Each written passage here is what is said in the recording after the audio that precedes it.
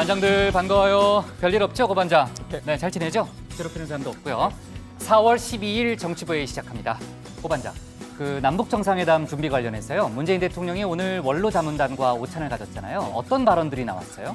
네, 우선 문 대통령 발언부터 하나 소개해드리면 미국과 북한이 성의 있는 태도로 임하고 있지만 아직도 간극이 있는데 그 간극을 메꾸는 게 우리의 과제다 이런 또 발언을 했습니다. 그리고 몇몇 자문위원들은 종전선언과 또 이 상조대표부 설치까지 이어져야 한다 이런 언급도 하기도 했습니다. 네, 좋습니다. 자, 누구한테 물어볼까? 최 반장. 참 오늘 대법원에서요. 네. 휴대전화 원가 정보를 공개하라는 판결이 나왔네요. 사실 이 휴대전화 거의 생활 필수품이잖아요. 갖고 나왔어요, 그랬어요? 보시면 한 필수품인데 그동안 이게 오버하는 원가가 선수예요. 통신 요금 네. 원가가 얼마인지 전혀 모르고 있었잖아요. 그런데 대법원이 이동통신사 측에서는 영업 비밀이라는 이유로 그동안 공개하지 않고 있었는데 네. 대법원이 이 통신요금 원가는 국민들의 알 권리다 그러면서 공개해야 한다라고 판결을 했습니다. 부장 놀린 거죠? 네, 우리 들어가서 얘기 좀 이어갑시다. 갑시다.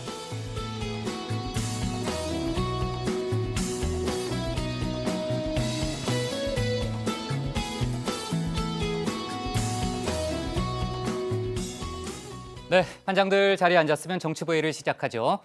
어제 저희가 얘기했던 대로요. 오늘부터 청와대 안에서가 아니고 안에 남북 정상회담 준비를 위한 종합 상황실이 가동이 됐습니다.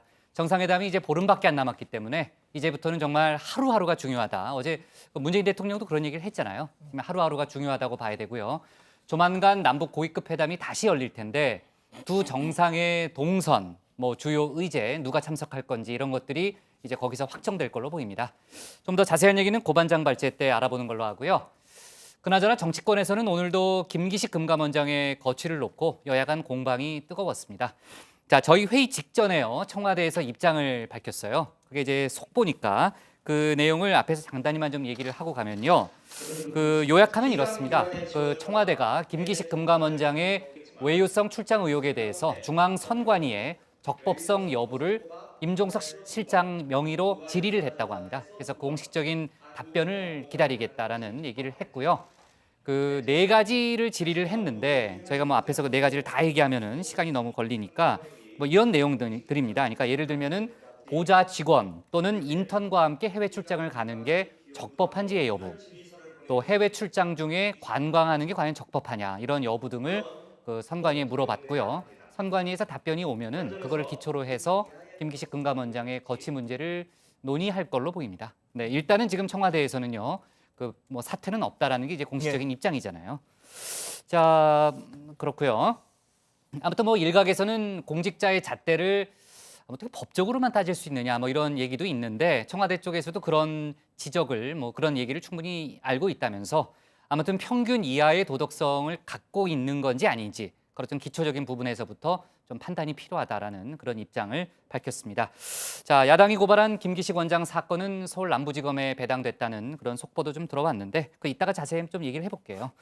자, 오늘 정치부 회의는요. 먼저 정강현 반장 발제를 들어보면서 오늘 국회 상황과 박원순 시장의 3선 도전 등 지방선거 관련한 얘기부터 알아보고요. 남북 북미 정상회담 준비 속보를 이어서 다루겠습니다. 김기식 금감원장 논란, 이명박 전 대통령 재판 얘기도 해보겠습니다. 그럼 먼저 정강현 반장의 발제부터 시작하겠습니다.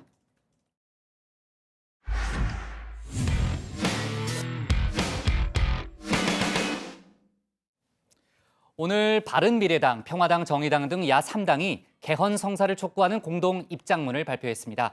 민주당과 자유한국당 등 거대 야당을 압박하고 나선 거죠. 국회 파행에 돌파구가 마련될지 주목되는 가운데 지방선거는 그 열기가 갈수록 뜨거워지고 있습니다. 이제 정말 2달 남았는데요. 오늘 박원순 서울시장이 3선 도전을 선언하면서 서울시장 선거도 본 무대가 열렸습니다. 오늘 야당 발제에서는 서울시장 선거 판세를 자세히 분석해보고요. 지방선거 얘기도 분석해보도록 하겠습니다. 자, 열 하루째입니다. 4월 국회는 도대체 언제쯤 문을 열 수 있을까요? 그나마 희미한 가능성은 생겼습니다. 바른미래당, 평화당, 정의당이 거대 양당을 상대로 개헌안 중재에 적극 나섰습니다. 첫째, 집권 여당인 더불어민주당은 대통령 개헌안에 대한 찬반을 강요하는 것이 아니라 분권과 협치를 실현할 정부 형태에 관한 타협안을 내놓아야 한다. 둘째, 제1야당인 자유한국당은 연동형 비례대표제 도입 등 구체적인 대안을 명시적으로 밝혀야 한다. 자, 이제 4월의 절반가량이 지나가고 있습니다. 민주당과 자유한국당이 이들 야3당의 중재안에 응할 수 있을지 주목이 됩니다. 부디 국회 문이 열렸다는 반가운 소식을 전할 수 있었으면 좋겠습니다. 자, 국회는 계속 파행되고 있지만 지방선거 시기에는 물 흐르듯 흘러가고 있습니다. 최대 승부처인 서울은 이제 대진표 윤곽이 거의 완성됐습니다. 오늘은 민주당 소속인 박원순 서울시장이 3선 도전을 공식 선언했습니다. 사람이 먼저입니다. 내 삶을 바꾸는 변화를 실천하는 문재인 정부가 있습니다. 사람이 행복한 서울, 그 10년 혁명을 완수하고 싶습니다. 자, 박 시장까지 무대에 오르면서 민주당 경선 열기는 뜨겁게 달아올랐습니다. 박영선 의원이 이번 선거는 여성 비읍 이응 시옷과 남성 비읍 이응 시옷의 대결이다, 이런 주장을 한 적이 있는데 여기에 남성 이응 시옷 히읗까지 더해서 3파전이 됐죠. 그러고 보니까 세 사람 모두 이름에 이응과 시옷이 들어가 있습니다. 우연치고는 묘하다는 생각도 듭니다. 자, 박 시장은 자신과 이름 초성이 같은 여성 후보보다 경쟁력이 있느냐, 이런 질문을 이렇게 받아 넘겼습니다. 나는 여성 비읍 이응 시옷보다 경쟁력이 있다. 뭐 비업 그거 내가 패스했네. 예. 아니 내가 그 비욘세를 어떻게 따라갑니까? 춤을 춘들. 제가 그 비욘세는 당할 수가 없죠. 네, 박영선 의원에 대한 경쟁력을 물었더니 비욘세를 끌어와서 슬그머니 넘어가 버렸죠. 역설적으로 자신감의 표현일지도 모르겠습니다. 자, 그런데 당 외부에 자주 거론되는 경쟁자가 따로 있습니다. 바로 남성 이응 치읓 시옷 7년 전 인연 때문에 이런 언급이 자주 나오는데 오늘 관련 질문이 또 나왔습니다. 안철수 대표와는 아름다운 재단 이후에 정말 각별한 그런 아름다운 인연을 가지고 있습니다. 그리고 2011년에 그 행동에 대해서도 저도 감사하게 늘 생각하고 있습니다. 그렇지만 그 이후에 많은 정치적 변화가 있었고 우리의 당의 소속도, 당적도, 그리고 가는 길도 달라져 있습니다. 자, 이제는 가는 길이 달라졌다는 안철수 위원장, 그야말로 박 시장을 정조준하고 있습니다. 이렇게 선거 캠프도 걸어서 3분 거리에 차렸습니다. 하지만 현재 이 여론 지형을 볼 때 7년 전 안 위원장이 지지율이 더 높은 상황에서 불출마를 선언했던 때와는 180도 달라졌습니다. 각종 여론조사에서 박 시장이 안 위원장을 압도한다는 결과가 잇따르고 있죠. 어제도 잠깐 말씀드렸지만 최근 여론조사를 보면 박 시장뿐만이 아니라 박영선, 우상호, 누가 민주당 후보가 되더라도 야권 후보를 압도하는 걸로 나타났습니다. 이런 상황에서 민주당 예비 후보들은 야권 후보들의 정치적 약점을 집중 공략하면서 격차를 더 벌리겠다는 전략을 펼치는 중입니다. 특히 자유한국당 김문수 전 지사의 경우 과거에 했던 이 발언이 집중 공격을 받고 있습니다. 저는 여기 수성갑에서 뼈를 묻겠습니다. 자, 이게 2년 전 발언인데 대구 수성갑에 뼈를 묻겠다고 했던 김 전 지사가 무슨 명분으로 서울에 출마하느냐, 이게 민주당 예비 후보들의 공격 포인트입니다. 직접 들어보시죠. 대구에 묻은 뼈는 어떻게 하셨는지 좀 걱정도 되고요. 홍준표 대표가 TK의 맹주가 본인이 되기 위해서 김문수 후보를 서울로 귀양 보낸 것 아닌가. 아니, 대구 수성갑에 뼈를 묻으신 분이 서울에 올라오셨잖아요. 네. 그러면 뼈는 묻어두고 뭐만 갖고 오신 건지 모르겠어요. 살만 왔나? 하지만 김 전 지사는 꿋꿋합니다. 대한민국을 좌파 광풍에서 구하겠다는 걸 출마 명분으로 앞세웠죠. 좌우 이념 대결을 염두에 둔 발언이 이어지고 있습니다. 문재인 대통령이 신영복 씨를 대한민국 사상가로서 존경한다고 했는데 신영복의 사상은 간첩 사상이고 김일성주의고 대한민국 대통령이 그런 연설을 한다는 것은 나는 간첩을 존경합니다. 나는 김일성 사상을 존경합니다. 이런 연설을 해서는 안 되지 않겠습니까? 자, 오늘은 서울시장 3선 도전을 선언한 박원순 시장에게 띄우는 음악입니다. 정치가 음악을 만났을 때.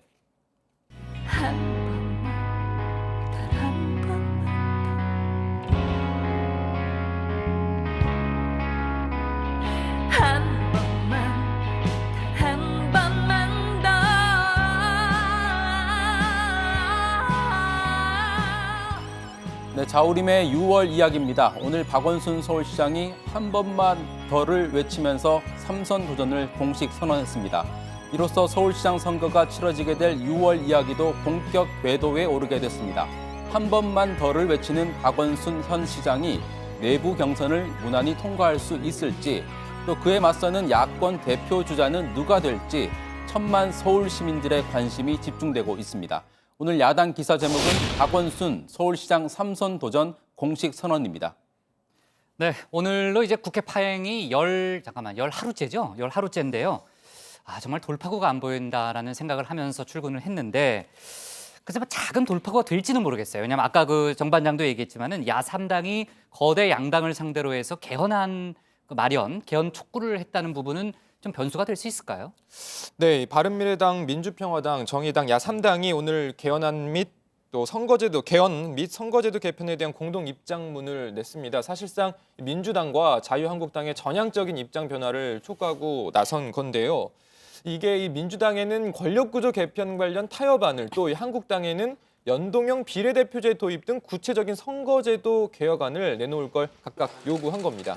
야3당은 이 타협안 도출을 위해서 각 당 원내대표와 헌정특위 간사가 참여하는 정치협상회의를 가동해야 한다, 이렇게 주장을 했습니다.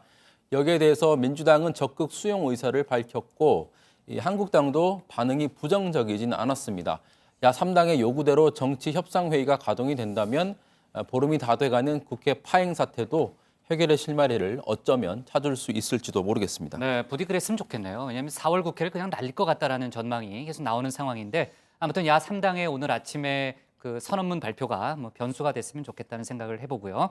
자, 지방선거 얘기를 좀 해볼까 하는데, 이제 6.13 지방선거가 약 2달 앞으로 다가왔습니다. 오늘 박원순 시장이 3선 도전을 공식 선언함으로써 좀 이런 표현이 가능하죠. 이제 본격적으로 링에 올랐다, 이렇게 좀 얘기할 수 있을 거고요. 지금 박 시장 같은 경우에는 각종 여론조사에서 지지율 선두를 달리고 있는 입장이기 때문에 오늘부터 서울시장 선거가 정말 달아올랐다, 이렇게 표현을 할 수 있겠네요. 네, 아무래도 각종 여론조사에서 1위를 달리고 있는 박원순 현 서울시장이 등판을 하면서 앞서 당내 경선에 뛰어들었던 박영선, 우상호 의원이 더욱 날선 견제에 나설 것으로 보입니다. 현재까지 각종 여론조사에서 박 시장이 독주를 하고 있지만 박영선, 우상호 의원은 서울시장 자리는 대선으로 가는 징검다리가 아니다라면서 박 시장의 19대 대선 도전 경력 등을 문제로 삼고 있습니다. 오늘 기자회견에서도 관련 질문이 있었는데 한번 들어보시죠. 대권으로 우리의 서울시장을 발판으로 삼는 것이 아니냐는 그런 지적에 대해서 말씀해 주십니까? 저는 지금 서울시장에 오늘 출마를 선언한 겁니다. 제 마음속에는 시민들의 더 나은 삶과 그리고 문재인 정부의 성공만 가득합니다. 네, 일단 서울시장에 나온 거니까 대선 관련해서는 즉답을 하지는 않았네요. 네, 그리고 지금 박 시장 같은 경우에는 당심 확보도 당면 과제라고 할 수 있습니다. 민주당 경선이 당비를 내는 권리당원 그리고 국민 여론조사가 각각 50%씩 반영되는 만큼 박 시장이 이 친문 진영의 마음을 얻어야 1차 투표에서 무난하게 과반 득표를 할 가능성이 있습니다. 그래서 이 박 시장이 오늘 민주당사에서 출마 선언을 한 것도 당심을 얻기 위한 행보가 아니냐는 풀이가 나옵니다. 당장 1차 투표에서 박 시장이 과반 득표를 할 수 있느냐, 이게 주요 관전 포인트입니다. 과반 득표에 실패할 경우에는 결선 투표로 넘어가기 때문에 현재 지지율 1위라고 해도 반드시 박원순 시장이 유리하다고만 볼 수 없는 것이죠. 하지만 결과야 어찌 되든 최근 여론조사를 보면 민주당 후보로 누가 되더라도 야권 후보를 압도한다는 결과가 나오지 않습니까? 그러니까 민주당 경선이 곧 본선이라는 말도 괜히 나온 건 아니겠죠. 자, 여기서 잠깐 좀 안내 말씀을 드리자면요. 내일 방송되는 정치부 회의, 민주당 서울시장 경선 후보들 토론이 특집으로 진행되게 됩니다. 박원순, 박영선, 우상호 3명의 후보가 바로 저희가 앉아있는 이곳에서 치열한 토론을 벌일 예정인데 정치부의 내일 특집으로 꾸며지고요. 또 다른 관전 포인트, 과연 이상복 부장이 어떤 또 네. 그게 제일 기대됩니다. 아, 그래요? 저는 좀 우려가 됩니다. 우려가 되죠. 아니, 반장들한테 하듯이 갑자기 이렇게 좀 튀어나오면 어떡하죠? 농담이. 그러니까요. 네. 그죠? 네. 큰일 났네. 네. 네. 거기서 자랑하고 그러지 마시고요. 자랑도 하면 안 되죠. 제 자랑하면 안 되죠. 네. 아무튼 뭐 정치보회의 내일은 1, 2부 특집으로 해서요. 1부 때는 저희가 또 회의를 안 할 수가 없으니까 1부에 또 회의를 간단히 하고 2부에 이제 본격적으로 민주당 서울시장 후보 경선 토론회를 저희가 방송을 할 거고요. 한 130분 특집으로 일단 진행이 되니까 다정의 가족분들의 많은 시청을 부탁드리겠습니다.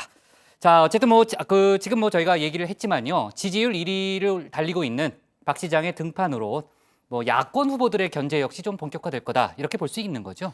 그렇습니다. 공세 수위가 점점 높아지고 있습니다. 우선 자유한국당 김문수 후보 측은 박 시장을 좌파 무능 세력이다 이렇게 규정을 하고 전략을 짜고 있습니다. 이 선거판을 김문수 대 박원순의 보혁 대결 구도로 끌고 가겠다는 거죠.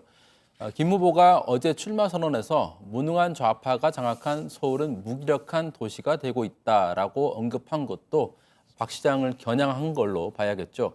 바른미래당 안철수 위원장 측 역시 박 시장이 최종 후보로 나설 것으로 보고 전략을 짜고 있습니다. 특히 2011년 서울시장 보궐선거에서 안 위원장이 박 시장을 지지하면서 불출마를 했던 상황이 있기 때문에 박영선 우상호 의원보다는 안철수 대 박원순 구도가 상대적으로 좀 낫다 이렇게 판단을 하고 있습니다.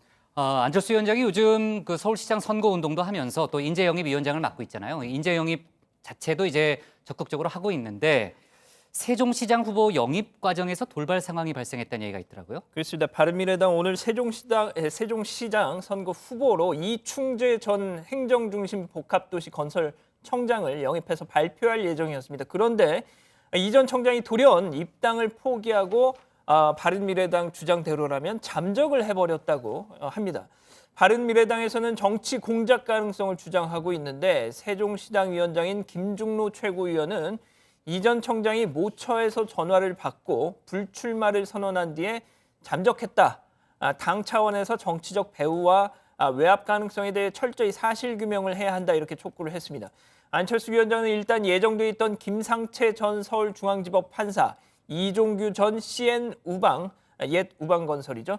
전무이사를 각각 영입했습니다. 두 사람은 각각 강남구청장, 구로구청장 후보로 나선다고 합니다. 네, 그렇군요. 지금 민주당은 당 지지율이 다른 야당을 압도하고 있기 때문에 당 분위기는 나쁘지 않아요. 근데 아무래도 이제 당내 경선이 치열하다 보니까 최 반장, 일부 지역에서는 좀 과열 양상도 나타나고 있다면서요? 네, 뭐 민주당 광주시장 경선 같은 경우에는요. 이용섭, 강기정 그리고 양향자 후보의 3파전으로 치러지고 있습니다. 오는 18일부터 20일까지 서울시장 경선과 같은 일정으로 치러지게 되는데요. 특히 최근엔 이용섭 후보의 전두환 군사정권 시절 청와대 근무 경력이 논란으로 떠올랐습니다. 강기정 후보 측은 이 후보가 1985년 12월부터 청와대 사정수석비서실에서 4급 서기관으로 근무했다며 전두환의 비서가 광주시장이 된다면 5월 영령에게 어떻게 고개를 들 수 있겠는가라고 주장을 했습니다. 반면 이 후보 측에서는요, 5.18 단체와 만난 자리에서 2010년 총선 당시 5.18 단체가 나의 청와대 근무 경력을 검증해 문제가 없다라고 한 사안이라며 반박했습니다. 네, 뭐 내부 경쟁이 아주 치열하다 이런 생각이 좀 드네요. 자, 정리를 좀 해볼게요. 야당 기사 제목은 뭐 이렇게 가겠습니다. 오늘 뭐 속보니까요. 박원순 서울시장 3선 도전 공식 선언으로 잡겠습니다. 다음은 고석승 반장의 발제를 들어보겠습니다.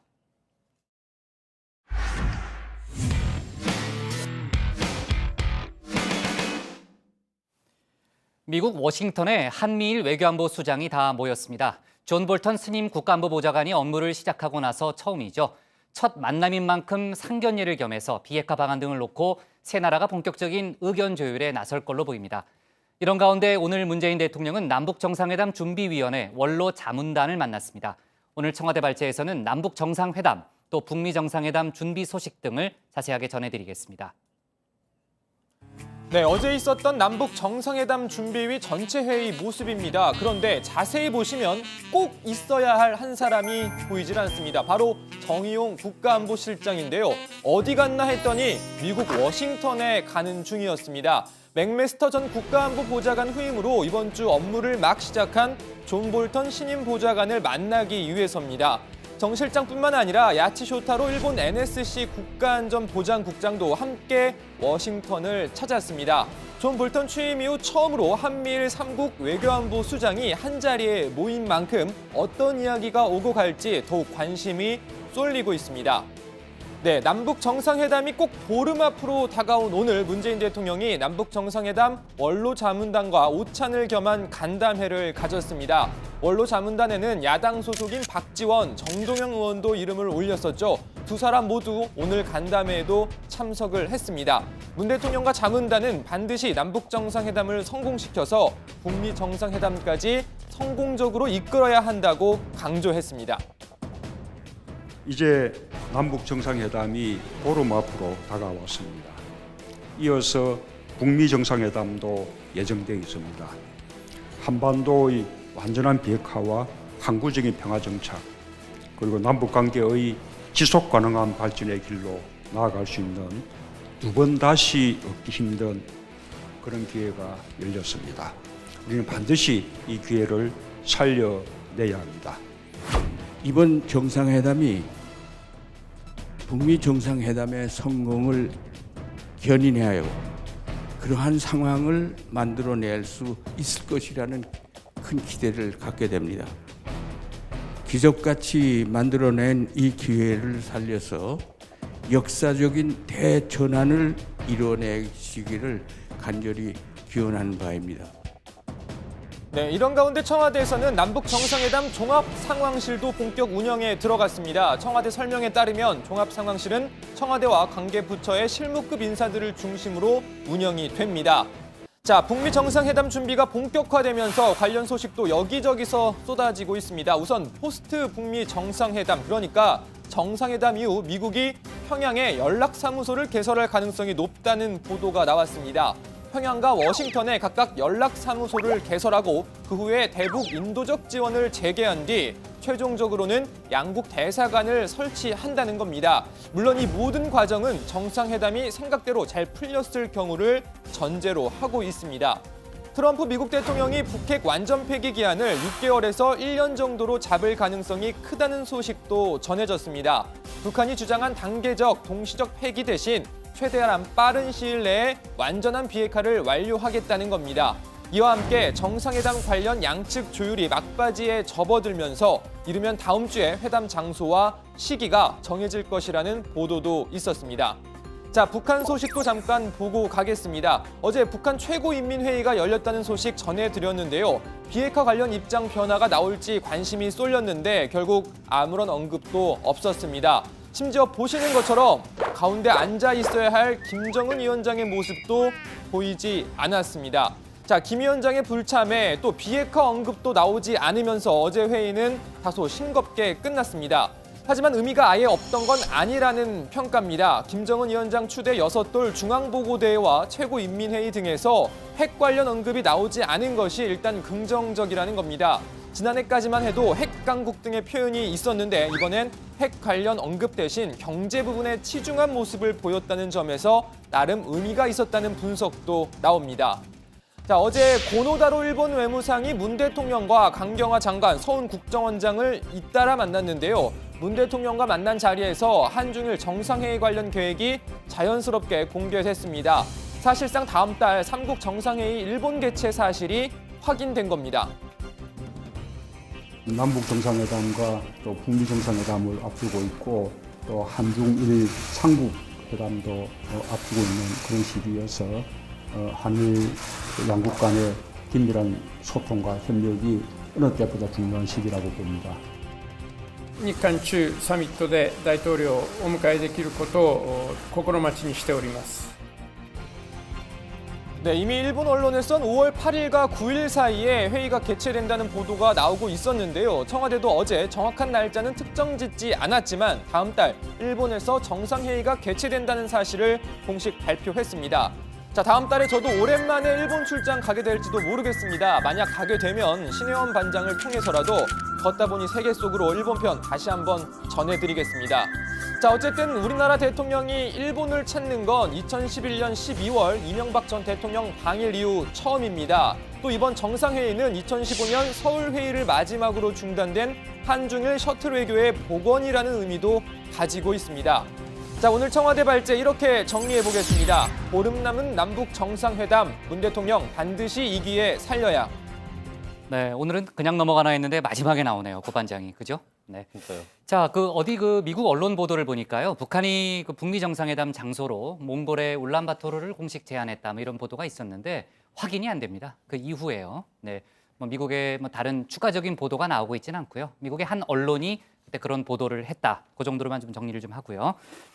어제 저희가 이제 일본 고노다로 외상이 우리나라에 와서 강경화 장관도 만나고 문재인 대통령도 만나고 그 일정을 좀 얘기를 했었잖아요.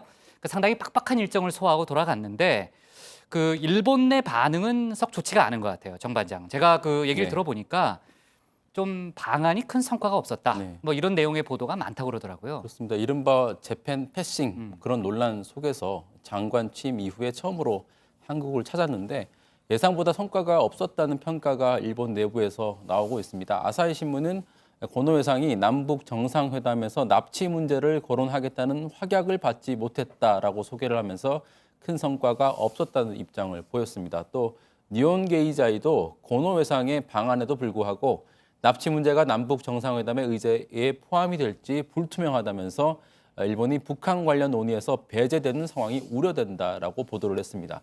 요미우리 신문은 한일 간 연대 강화를 확인했지만 북한 문제에서 온도차가 드러났다 이렇게 보도를 했습니다. 평가가 좋지 않네요. 일본 언론 반응만 보면은 지금 정반장 얘기를 들어보면은 재팬 패싱 문제가 전혀 해결이 안 됐다. 그런 뉘앙스로 일단 해석이 되고요.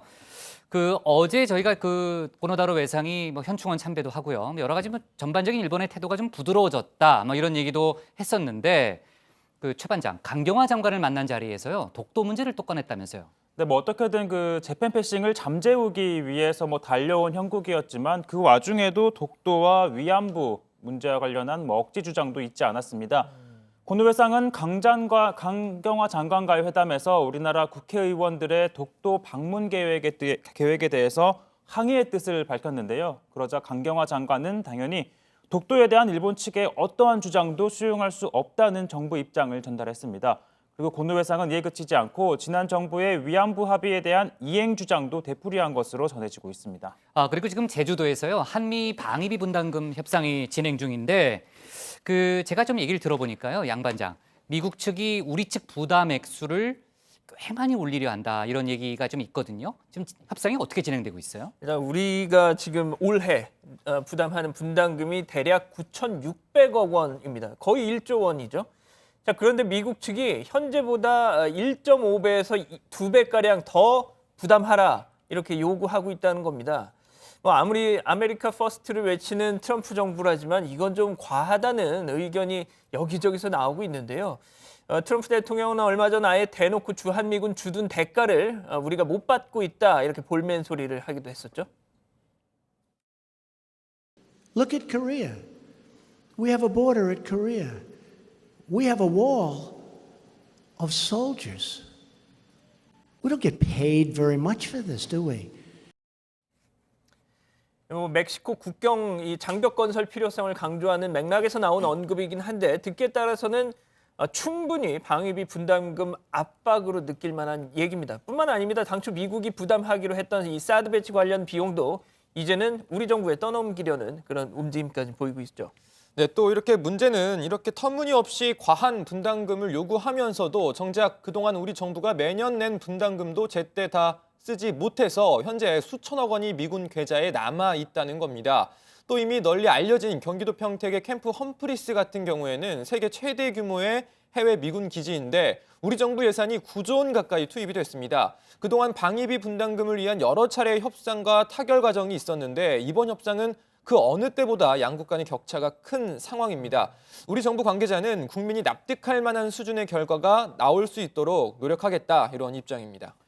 그동안 우리 정부가 이미 충분히 주둔 비용을 부담하고 있다는 사실을 강조하기 위해서 트럼프 대통령을 포함해 미국 주요 인사가 방한할 때마다 이 험프리스 기지를 데려가곤 했었잖아요. 맞아요. 문재인 대통령이 그때 현장에서 만나고 직접 막 거기를 그랬었잖아요. 찾아가기도 네, 맞아요. 했었는데 네, 근데 기억나네요. 현재까지의 이 미국 반응을 종합해 보면 이게 크게 효과를 못 본 것 같은 상황입니다. 이번 협상을 위해 한국을 찾은 미국 협상당도 협상에 들어가기에 앞서서 험프리스를 방문했다고 하는데 험프리스를 보면서 어떤 좀 감정을 느꼈을지 좀 궁금한 상황입니다. 네. 자, 앞으로 협상이 어떻게 진행될지 좀 더 관심 있게 지켜봐야 될 것 같고요. 아무튼 트럼프 대통령이 중국과 지금 경제 전쟁도 벌이고 있고 FTA 문제도 그렇고 강경한 입장이기 때문에 협상 자체가 쉽지는 않을 겁니다. 하여튼 최선을 다해주길 바라고요. 아까 사드 얘기가 잠깐 나왔는데 오늘 오전에 사드 기지를 이제 공사 자재를 반입하는 문제죠. 그 문제로 약간 충돌 가능성이 있었는데 어떻게 됐어요? 충돌이 좀 있었습니다. 오늘 오전부터 이 성주 사드 기지 내의 공사 장비와 자재 반입을 두고 이 사드 반대 단체와 주민들 그리고 경찰 사이에 충돌이 있었습니다. 그런데 오후에 일단 극적으로 타협이 됐습니다. 우선 현재 사드 기지 안에 있는 중장비 등의 반출을 위한 트레일러 진입은 용인하기로 했고요. 대신 사드 기지 내의 숙소 지붕 누수와 오폐수 처리 시설 공사 등 기지 장병들의 복지를 위한 공사 장비, 자재 반입에 대해서는 추후에 재협의하기로 했습니다. 반대 측과 국방부가 타협을 하면서 현장에 배치됐던 경찰 병력은 일단 철수하기로 한 상황입니다. 네. 자, 아무쪼록 극적인 타협이 됐다고 하니까 참 다행인데 양측 간에 더 이상 큰 충돌이 없기를 바라고요. 추후 있을 협상도 잘 진행됐으면 하는 생각이 듭니다. 자, 그리고요. 이건 좀 국제 뉴스긴 한데 저희가 이제 시리아 소식을 몇 번 언급을 했었잖아요. 근데 트럼프 미국 대통령이 미사일 공격 예고 트윗을 느닷없이 날렸다면서요? 그렇습니다. 트럼프 대통령이 화학무기 사용 의혹을 받고 있는 시리아에 대한 군사 공격 가능성을 시사한 거죠.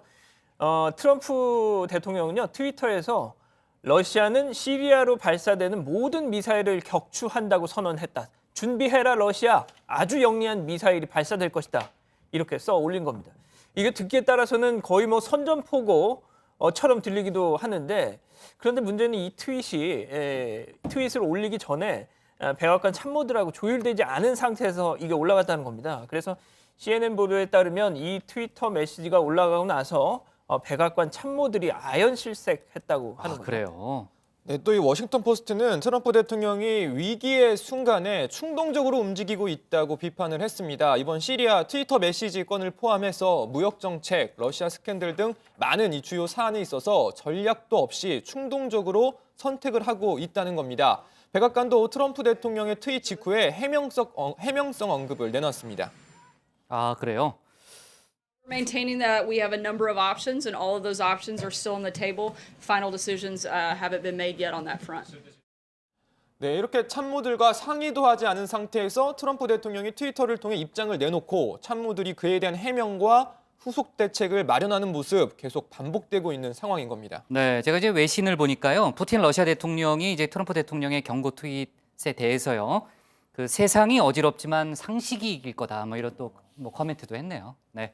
아무튼 미러 간의 갈등도 지금 이제 시리아를 가운데 놓고서 이제 갈등이 고조되고 있는데 심각한 사태로 비화돼서는 안 되겠죠. 두 나라 사이의 문제는요. 자, 오늘 청와대 발제는 이렇게 정리하겠습니다. 문 대통령 2번 다시 오기 힘든 기회로 잡겠습니다. 다음은 양원보 반장의 발제를 들어보겠습니다.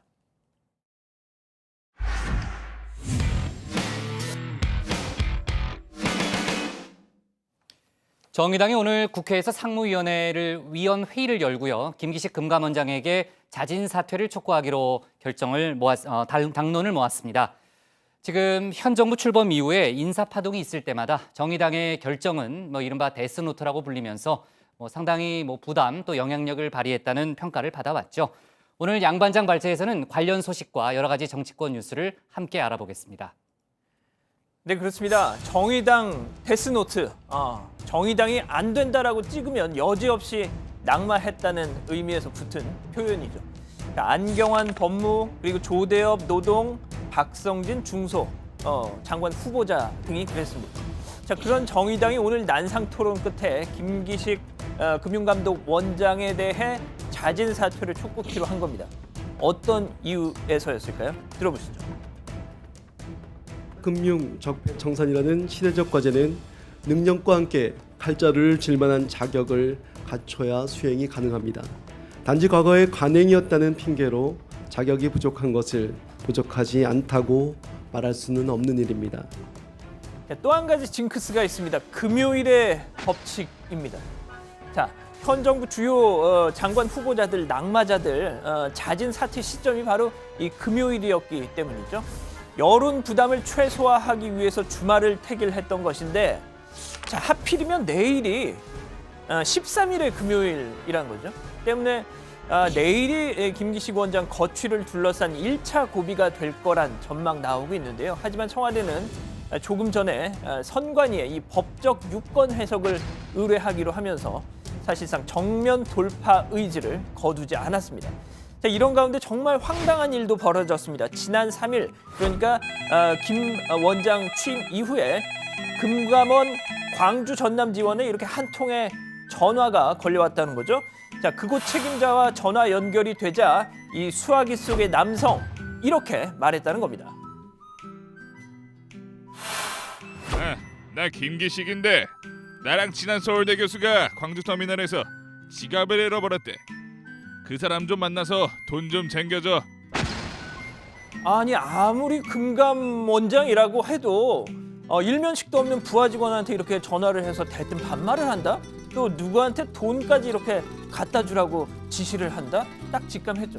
다른 데도 아니고 금감원은요, 보이스피싱 예방기관인데 경찰이 신고를 했고 현장에 출동했더니 용의자는 이미 자취를 감췄다라는 겁니다. 참 웃픈 해프닝이었습니다. 자, 다음 소식입니다. 이건 정치권 얘기는 아닌데요. 충격적인 소식입니다. 조양호 한진그룹 회장 차녀 조현민 대한항공 전무가 광고 대행사 직원에게 물을 뿌렸다는 매일경제 보도가 조금 전에 나왔습니다. 지난달이었습니다. 대한항공 광고 대행 업체와 미팅 자리에서 이 조 전무 자기 질문에 이 대행사 직원이 제대로 대꾸를 못하자 격분해서 그 직원 얼굴에 이렇게 물을 뿌리고 회의장에서 쫓아냈다는 겁니다. 자, 이 피해 당사자가 익명 게시판에 글을 올렸는데 조 전무가 처음에는 음료수가 든 병을 던졌는데 그것이 깨지질 않자 분이 안 풀렸는지 물을 확 뿌렸다는 겁니다. 자, 정상적인 경우라면 그 광고 대행사 대표가 대한항공 측 그리고 이 조 전무에게 강하게 항의를 해서 사과를 받았겠죠. 하지만 오히려 그 업체 대표가 조 전무에게 죄송합니다 하고 사과를 했다는 겁니다. 자, 물 뒤집어 쓴 상대방이 죄송하다 하고 사과를 하고, 이거 전형적인 갑질이죠. 물론 대한항공은 화는 냈지만 물은 안 뿌렸다고 해명했는데 조금 전 이 조 전무의 사과 해명글도 올라왔다고 하더군요. 자, 어찌됐든 이거 큰 사고입니다. 자, 드라마에서 흔히 보는 이 물 끼얹는 이 행동, 이거 조심하셔야 합니다. 2015년 6월 법원에서는 이것이 엄연한 폭행죄라고 판결을 내렸죠. 자, 다음 소식으로 가보겠습니다. KBS 저희 타 언론사 소식이긴 한데요. 어제 JTBC 뉴스룸 보시느라고 KBS 9시 뉴스 많이 못 보셨을 것 같아서 제가 대신 소개해드립니다. 자, 영화 인천 상륙작전 많이들 보셨을 겁니다. 시쳇말로 국뽕 영화다 논란에도 불구하고 700만 관객을 동원하면서 흥행했죠. 자, 영화가 상영됐을 당시에 KBS가 이 9시 뉴스를 통해서 집중 이 영화를 조명을 해서 도대체 무슨 사연이 있던 걸까 논란도 됐었는데 이제 그 비밀의 문이 열렸습니다. 그것도 KBS 스스로의 고해성사를 통해서 말이죠. 자, 2015년 6월 조대현 당시 KBS 사장이 자신의 연임을 위해서 청와대에 잘 보이려고 그 영화에 거액을 투자했다고 다름 아닌 그 영화 제작사 정태원 대표가 밝힌 겁니다. 2015년 6월 어느 날 이 정태원 대표는 김상률 당시 청와대 교육문화 수석 그리고 새누리당 모 의원과 저녁 식사를 했는데 이 두 사람이 야, 조대현 KBS 사장은 좌파라서 연임이 안 될 것 같아. 연임이 불가해 하더라는 거죠. 자, 정 대표 이 얘기를 듣고 조대현 사장에게 전화를 해서 당신 좌파라서 사장 연임이 안 된다는데 인천 상륙작전에 투자 좀 해서 그 누명 좀 벗어보는 거 어때? 라고 했다는 겁니다. 그랬더니 그래. 그거 정말 괜찮은데 우리가 영화에 얼마 투자하면 좋을까? 네, 자 방금 이 그간 수고해 주셨던 이 유남영 성우님 오늘 방송을 끝으로 성우일을 접고 이제 다른 일을 하신다고 하네요. 정말 잘 생각하신 것 같고요. 자, 아무튼 그동안 감사했습니다. 자, 다시 본론으로 돌아가죠. 자, 정태원 대표는 KBS가 적게는 5억에서 많으면 한 10억 정도 투자해주면 좋겠다, 원이 없겠다 생각했는데 아니 세상에 며칠 뒤에 무려 3배가 넘는 32억 원의 투자 의향서를 건네들라는 겁니다. 이 전혀 생각도 못한 거액이었죠. 자, 영화 총 제작비가 175억이었는데 그 6분의 1을 KBS가 부담했던 겁니다.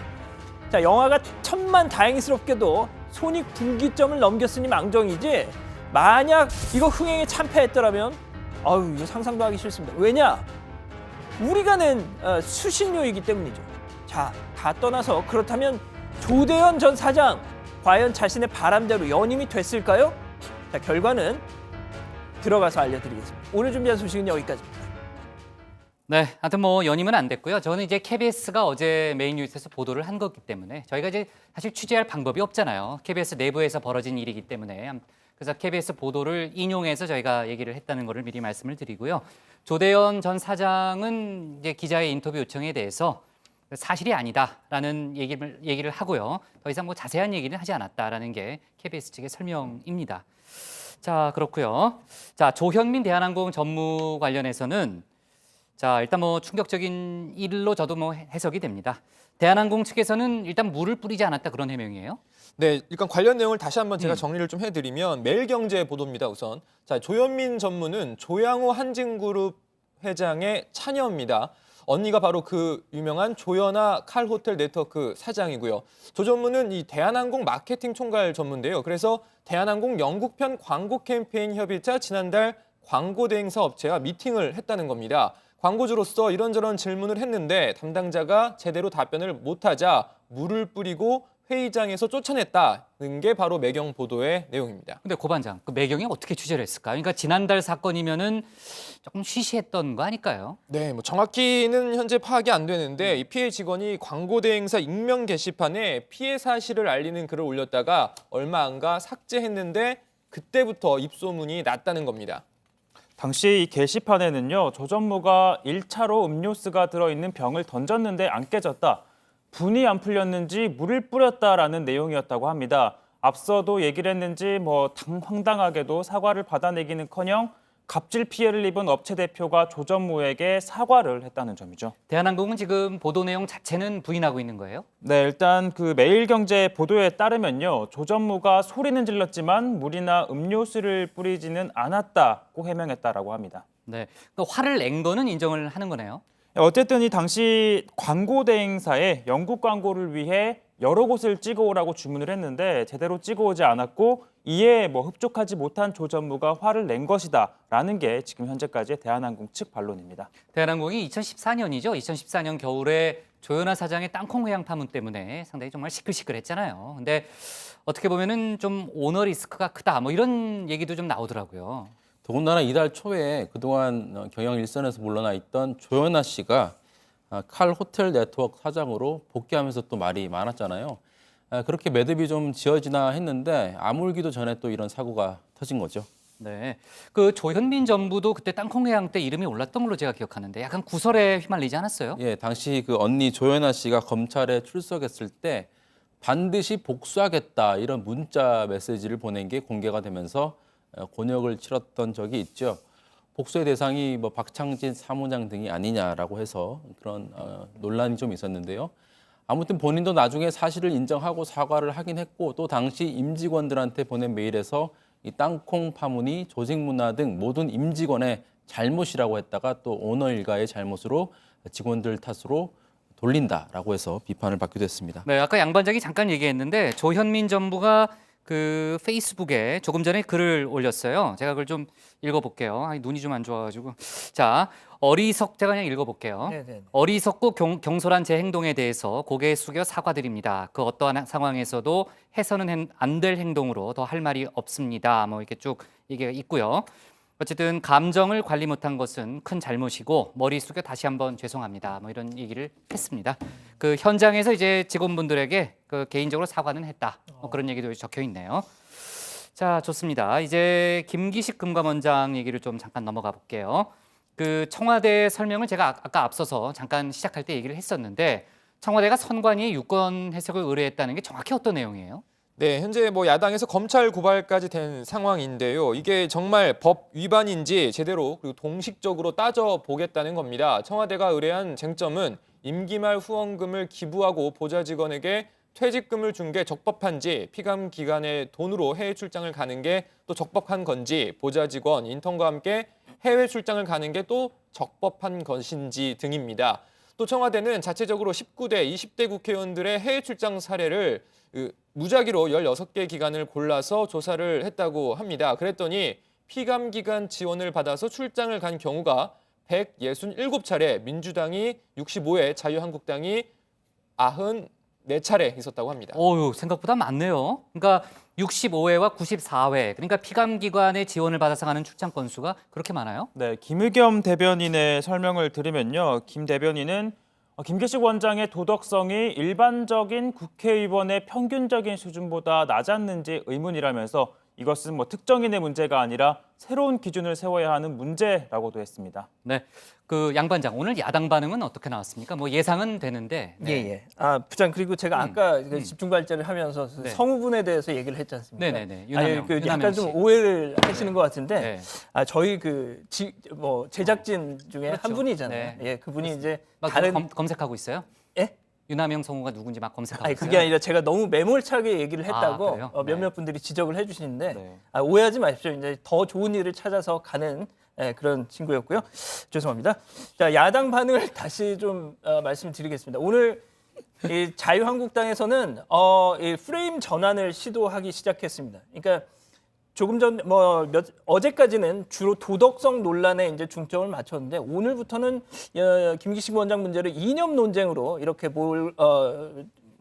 가지고 가는데요. 홍준표 대표가 이런 얘기했습니다. 문재인 정권이 금융도 좌편향으로 몰고 가기 위해 부적절한 인사를 임명 강행한 것이 김기식 원장이다 이렇게 얘기를 했고 또 비슷한 맥락에서 김문수 서울시장 후보도 김기식 원장과의 옛 인연을 떠올리면서 이런 말도 했습니다. 김기식 금융감독 원장은 제가 잘 아는 서울대학교 운동권 후배입니다. 김일성주의자입니다. 네, 저 발언에 대해서는 제가 특별히 코멘트를 하진 않겠고요. 그 김기식 원장의 이제 외유성 출장에 대해서 민주당에서 이제 김성태 자유한국당 원내대표도 외유성 출장을 다녀왔다 이런 얘기를 좀 했었잖아요. 관련해서 이제 김성태 원내대표 쪽 또는 자유한국당에서도 입장을 냈었는데 한국당에서는 저열한 공방이다, 사기 정치다, 이런 반응인 모양이더라고요. 네, 한마디로 똑같이 놓고 볼 성질의 것은 아니다. 그게 자유한국당의 설명이에요. 이런 주장입니다. 김성태 원내대표 본인이 또 이 페이스북에 사진과 당시 출장 보고서를 올려놓고 외유와 공무 출장이 어떻게 갔느냐, 민주당은 자신 있으면 나를 고발해라 이렇게 올려놨습니다. 그래요? 근데 그 김성태 원내대표요. 지난번에 저희도 속보로 다뤘지만은 본인도 사과는 했죠. 그 신분증 없이 항공기에 탑승한 거 있잖아요. 그게 계속 논란이 되네요. 네, 지금까지 알려진 건 김포에서 제주도로 갈 때, 맞아요. 제주로 갈 때 신분증 없이 탔다는 그 부분이었죠. 그런데 오늘 한겨레 보도에 따르면요, 지난 8일 제주에서 김포로 돌아오는 비행기 탑승 때도 신분증을 제시하지 않았던 것으로 알려졌습니다.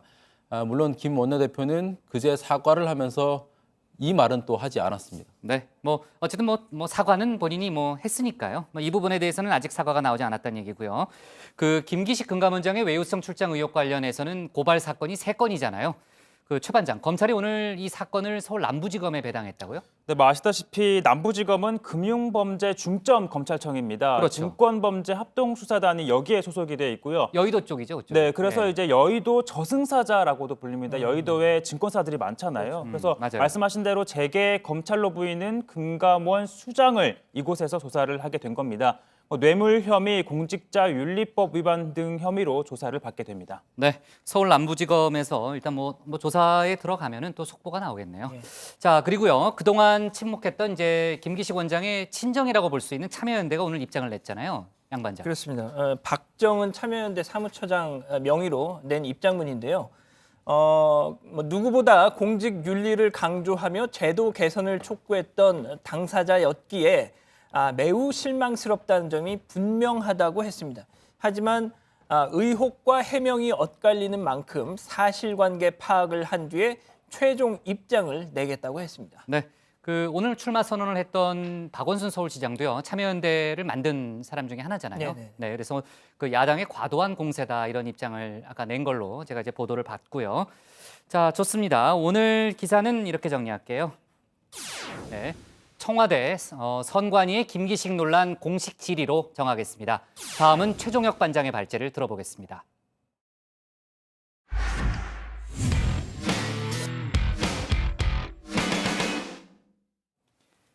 이명박 전 대통령의 불법 자금 세탁소로까지 불린 영포빌딩에서는 3천여 건이 넘는 대통령 기록물도 발견됐죠. 그곳에 있으면 안 될 문건이었다는 게 검찰의 판단이었습니다. 그런데 검찰은 이 전 대통령이 이러한 문건들 중 일부를 직접 없애거나 파기하라는 지시를 한 걸로 보고 있습니다. 오늘 최 반장 발제에서는 재판에 넘겨진 이 전 대통령을 둘러싼 논란, 그리고 삼성의 노조와의 속보 등을 자세히 짚어보겠습니다.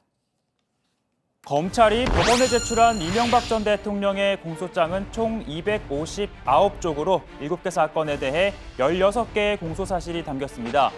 비자금 등 횡령과 뇌물수수, 그리고 대통령 권한 남용과 함께 이 혐의가 포함이 됐습니다. 3,400여 건에 이르는 대통령 기록물을 불법적으로 유출하여 자신이 소유한 영포빌딩에 숨겨 보관한 사실을 확인하였습니다. 대통령 기록물 관리에 관한 법률 위반 등으로 구속 기소하였습니다. 검찰 수사 결과 영포빌딩은 비자금 등 불법 자금을 세탁하고 관리하는 장소임과 동시에 불법 반출한 기록물을 숨겨둔 은닉장소였습니다. 관련 법상 대통령이 보고받은 문건은 모두 대통령 기록관으로 보내야 합니다. 그러니까 기록관이 아닌 곳에서 발견된 것 자체가 위법한 거죠. 이 전 대통령 측에서도 대통령 기록물이니 반환해달라라면서 소송을 제기하는 등 스스로 기록물이라는 걸 인정했습니다.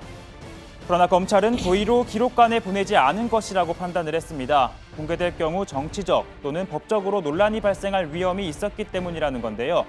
민정수석실 그리고 국정원, 경찰청 등이 작성을 해서 보고한 현안 자료, 주요 국정정보 등으로 법원 내 좌편향 실태 및 조치 고려 방안 또는 좌파의 인터넷 커뮤니티 장악 기도에 대한 맞대응 조치, 그리고 각종 보조금 지원 실태를 재점검해 좌파 성향 단체는 철저하게 배제, 그리고 보수단체의 지원 강화와 같은 내용이 담겨 있었다고 합니다.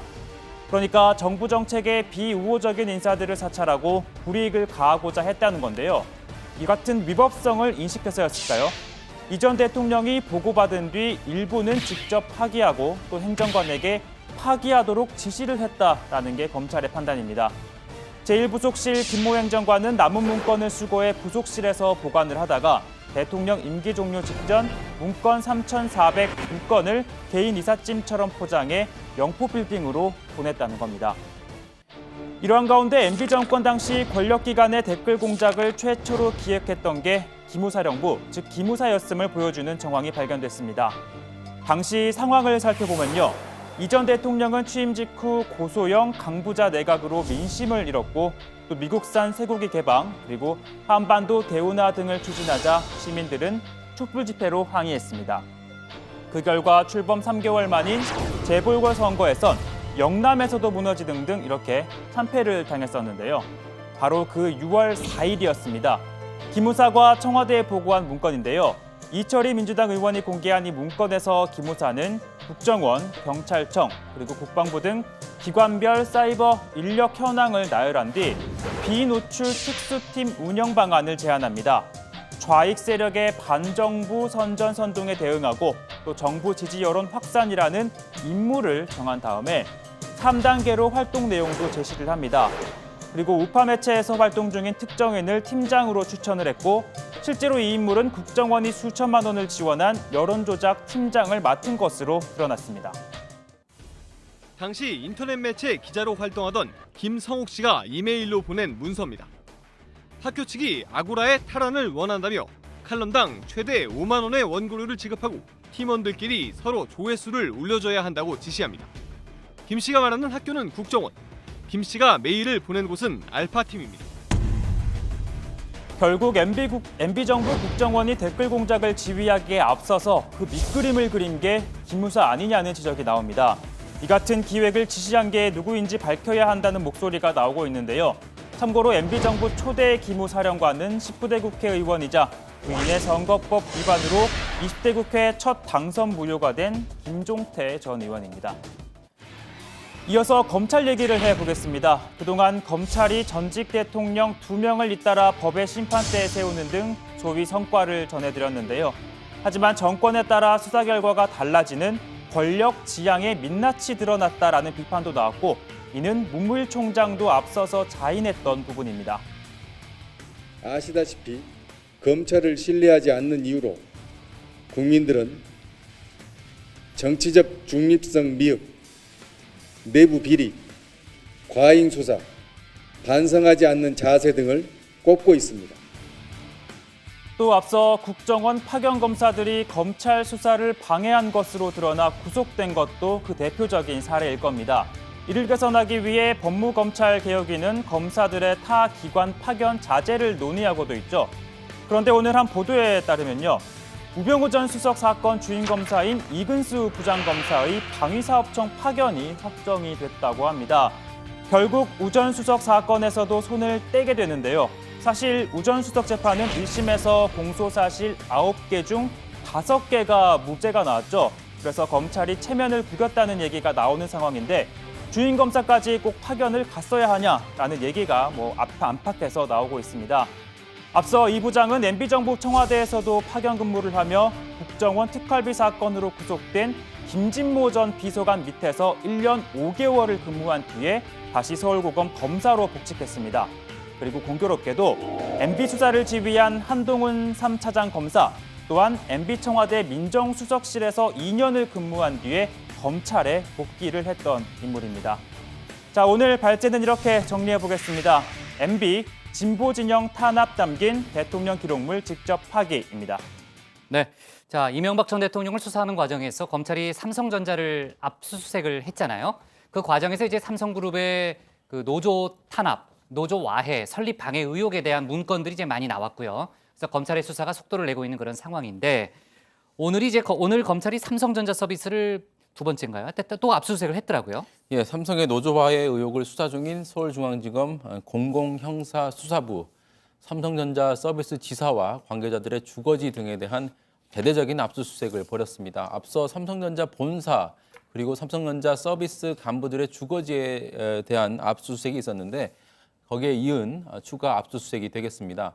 향후에 사측 임직원들에 대한 줄 소환이 예상되고 있습니다. 오늘 검찰이 압수수색을 한 곳은 부산과 경기도 용인에 위치한 삼성전자 서비스 남부 경원지사, 그리고 이 노조 탄압 활동이 가장 노골적으로 벌어진 이 두 개의 지점입니다.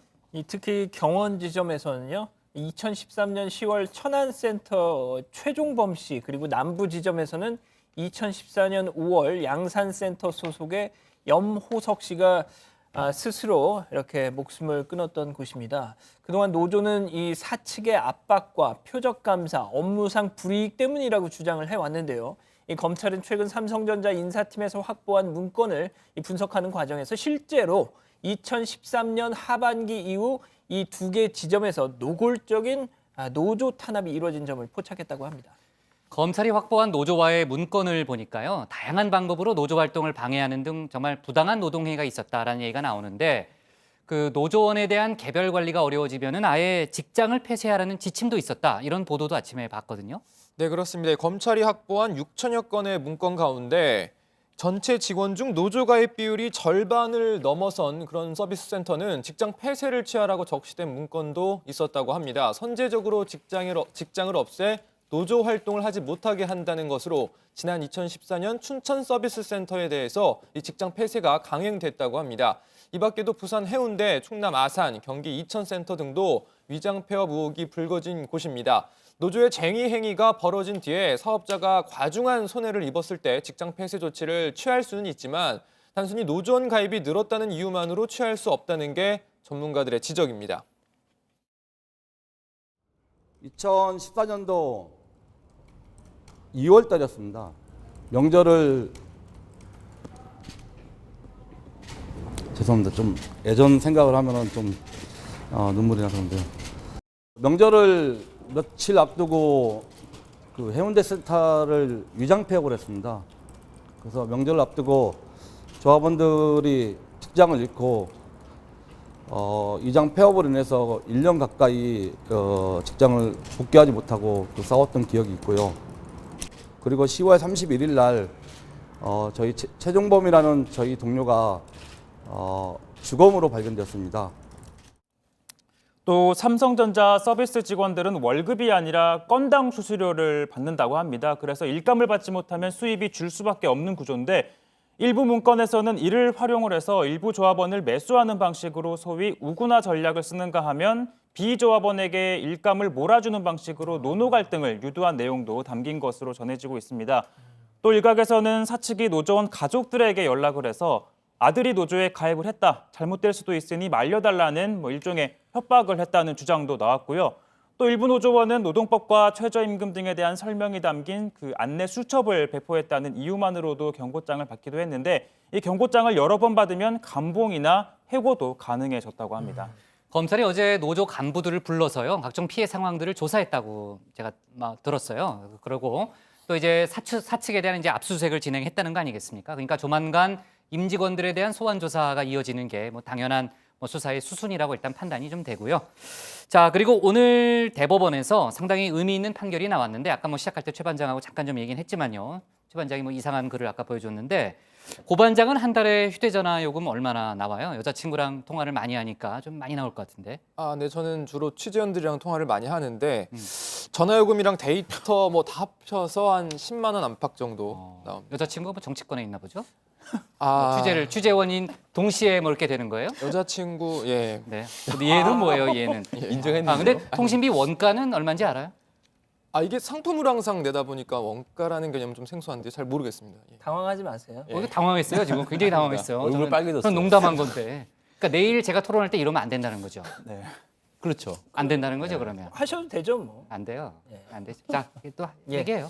일단 정 반장이 좀 얘기해요. 여기도 좀 이상하네. 부장도 이상하신 것 같아요. 엉뚱한 사람한테 묻고. 네, 제가 설명을 해드리겠습니다. 그동안 그 이동통신사들은 통신요금을 산정을 하면서 사업 비용이나 손익계산서, 영업통계 등 소비 원가 자료를 공개하지 않았죠. 영업 전략이나 비밀이다 이런 이유 때문이었는데 2011년에 참여연대가 원가 자료를 공개해야 한다면서 소송을 냈고 7년 만에 대법원이 공개하라 이렇게 판결을 한 겁니다.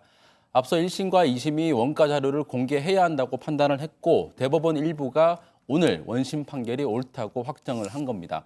대법원은 이동통신 서비스는 전파, 주파수라는 공적 자원으로 제공이 되고 국민 전체의 삶과 사회에 중요한 의미를 가지므로 권한이 적절하게 행사되고 있는지 투명하게 공개돼야 한다라고 밝혔습니다. 네, 역시 정 반장이 진중하니 설명하니까 귀에 쏙쏙 들어오네요. 네, 그러니까 원가 자료가 공개가 되면은 향후 통신비 인하 등으로 이어질 수 있을지 주목이 되고요.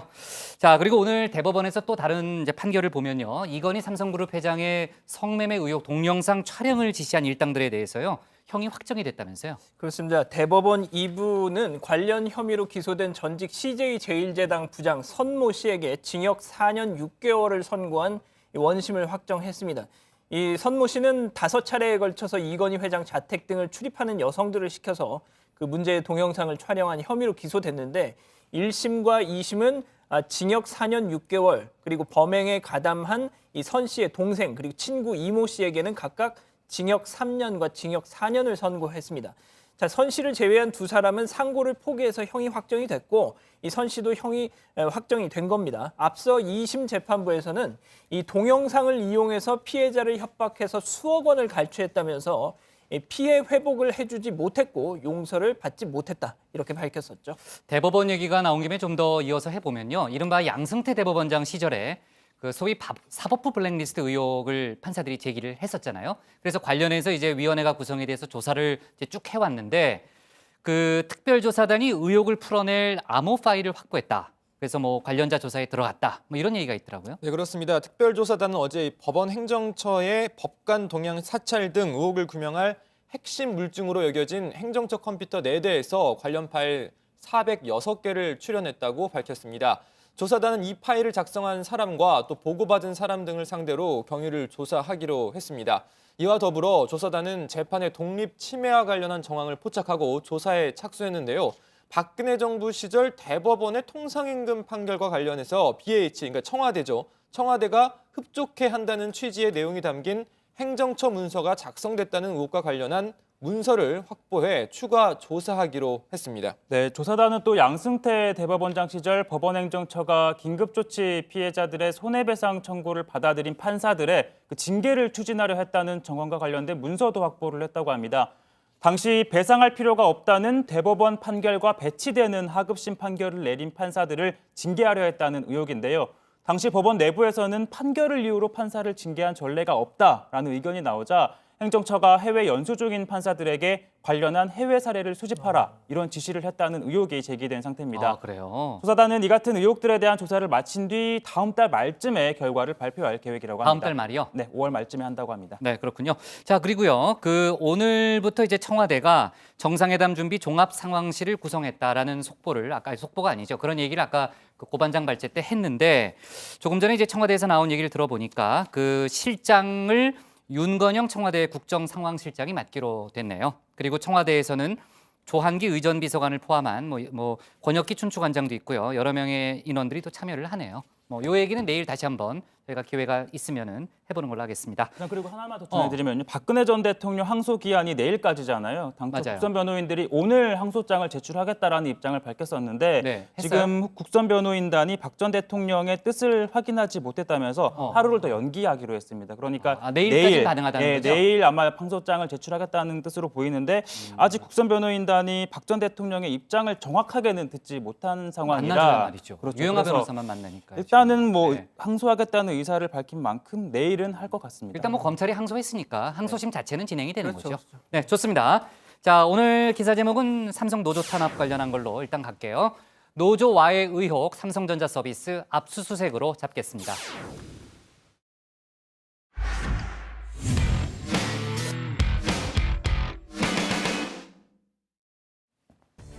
오늘 저희가 고른 한 컷은 주말 아빠 싫어요. 유력 정치인의 은퇴입니다. 미국 공화당의 의회 내 권력 1위라고 볼 수 있는 폴 라이언 하원 의장이 오늘 갑작스런 은퇴를 선언했습니다. 저도 좀 아는 사람인데요. 개인적으로는 모르고요.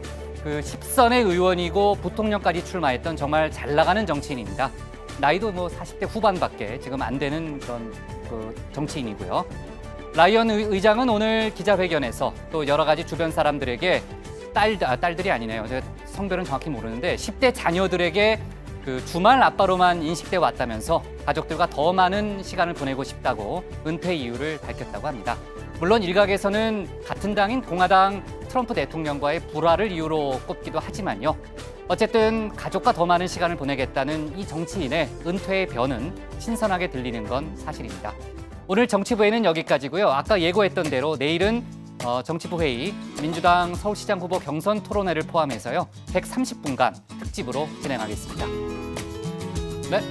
수고했습니다. 너 불안했어요? 나 성별은 몰랐어요. 아니, 내가 몰랐는데 내가 그냥 딸이라고 얘기를 해가지고. 아니, 몰라요. 난 확실치 않아요.